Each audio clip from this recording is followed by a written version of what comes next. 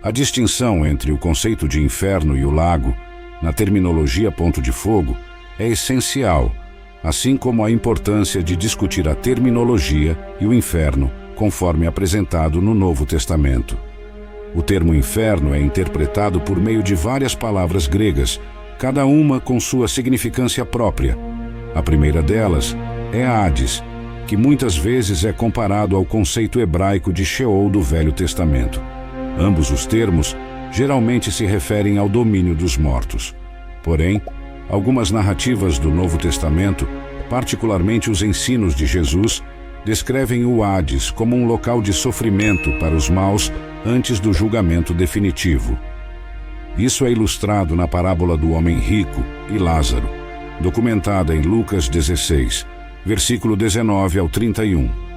A segunda expressão, Gehenna, tem origem no hebraico Gehinnom, ou Vale de Hinnom, uma área nos arredores de Jerusalém que servia como local de despejo, onde fogueiras eram constantemente acesas. Devido ao seu histórico, incluindo associações com rituais pagãos, a Gehenna simbolizava o destino final de castigo para os injustos. Jesus frequentemente se referia à Gehenna para explicar as consequências eternas do pecado, destacando a imagem de fogo eterno e destruição, conforme mencionado em Mateus 5, versículo 29 e 30. A terceira terminologia, tártaro, aparece somente uma vez, em 2 Pedro capítulo 2, versículo 4, indicando o local onde Deus confinou anjos rebeldes, mantendo-os em cadeias de escuridão até o dia do julgamento.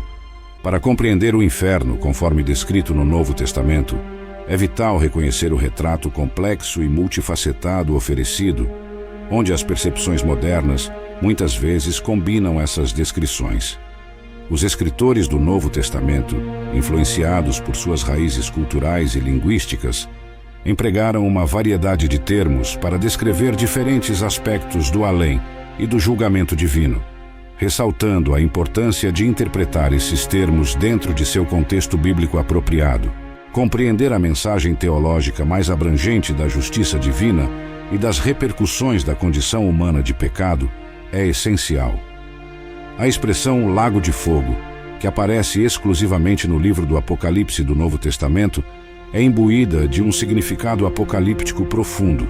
Este lago de fogo é representado como o destino final das forças malignas e dos indivíduos que não foram redimidos, simbolizando a consumação final do mal.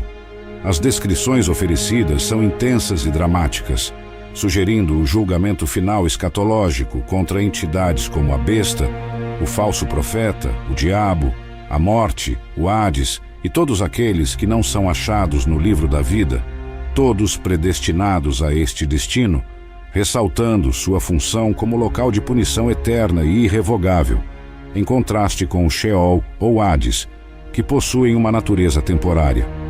O papel e o momento do inferno e do Hades na escatologia cristã são temas de extenso debate teológico. O Novo Testamento sugere que o Hades serve como um destino interino para as almas pecadoras entre a morte física e o julgamento final, atuando não apenas como um lugar de passagem, mas como um de angústia e sofrimento, uma espécie de julgamento preliminar. Em contraste, o Lago de Fogo é apresentado, especialmente através das visões apocalípticas do Apocalipse, como um destino final e imutável, frequentemente descrito como a segunda morte. Este termo reflete a natureza permanentemente condenatória desse destino, seguindo o julgamento do grande trono branco, Apocalipse 20, versículo 11 a 15, onde os injustos, não encontrados no livro da vida, são condenados a um estado de separação eterna de Deus. Quanto aos ocupantes do inferno, o Novo Testamento os identifica primariamente como as almas dos mortos injustos, que aguardam o julgamento final. É crucial reconhecer que o inferno, neste contexto, é uma fase temporária, não representando a condenação eterna.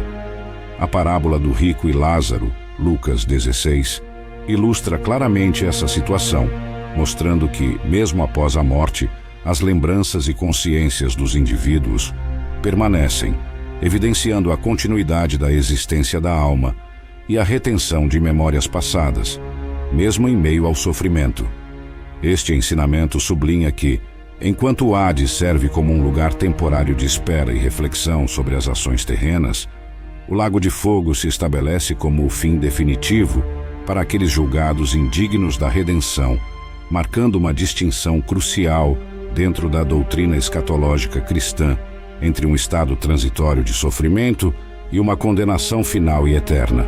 Isso nos leva a crer na existência de uma capacidade de perceber e, possivelmente, testemunhar as terríveis realidades que se manifestam naquele domínio, intensificando a noção de uma experiência sensorial. O homem rico, por exemplo, vivencia tormento e expressa uma sede intensa, rogando a pai Abraão por compaixão e pedindo que Lázaro molhe a ponta do dedo em água para refrescar sua língua, pois sofria naquelas chamas, conforme descrito em Lucas 16, versículo 24. Isso revela que os residentes do inferno mantêm seus sentidos físicos, sugerindo que o sofrimento ali experimentado tem uma dimensão não só espiritual, mas também física. A habilidade de comunicação também permanece preservada. A interação do homem rico com Abraão demonstra isso claramente. Além disso, sua preocupação com os membros de sua família ainda vivos na terra, especialmente seu desejo de que Lázaro os adverta, destaca uma consciência contínua dos assuntos terrenos e laços emocionais que persistem, como visto em Lucas 16, versículo 28, onde ele expressa a preocupação de evitar que seus irmãos acabem no mesmo lugar de tormento. Logo, podemos inferir que os habitantes do inferno têm a capacidade de sentir, ver e lembrar. Quanto aos habitantes do Lago de Fogo, Apocalipse 19, versículo 20, apresenta um fato notável e alarmante. Os primeiros a serem lançados nele não são seres humanos comuns, mas sim o anticristo e o falso profeta. Eles são descartados vivos num lago de enxofre ardente, um ato que destaca a gravidade de seus atos malignos, cujas consequências são tão extremas que sua punição é imediata, sem passar pelo julgamento do grande trono branco. Este julgamento direto e imediato desses dois indivíduos sublinha a severidade de suas ações e a influência que tiveram ao desviar inúmeras almas, selando seu destino de forma instantânea. Essa ação divina enfatiza a profundidade da malevolência liberada por esses entes malignos no mundo. A intervenção direta de Deus, dispensando o procedimento de julgamento usual, ressalta a gravidade de tal maldade aos olhos divinos. Futuramente, o Lago de Fogo abrigará não apenas humanos que rejeitaram a salvação divina, mas também uma gama mais ampla de seres espirituais que se opuseram a Deus. O livro do Apocalipse detalha que o diabo, seus anjos caídos e demônios estarão entre seus principais ocupantes, marcando a derrota definitiva do mal.